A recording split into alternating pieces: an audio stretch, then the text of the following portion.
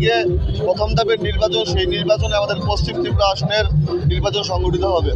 আমাদের যিনি প্রার্থী আছেন রাজ্যের জননেতা বিপ্লব কুমার দেবের সমর্থনে আজকে প্রতাপগড় মণ্ডল যুব মোর্চার উদ্যোগে আমরা একটা সুবিশাল সুসজ্জিত একটা বাইক র্যালির আয়োজন করেছি। সেই বাইক র্যালিতে দেখতে পাচ্ছেন যুবকদের উৎসাহ উদ্দীপনা মানে চোখে পড়ার মতো। তো আমরা আশা রাখবো একটা রেকর্ড সংখ্যক ভোট দিয়ে এই বিধানসভা থেকেও আমরা বিপ্লব কুমার দেবকে হাতকে শক্তিশালী করব।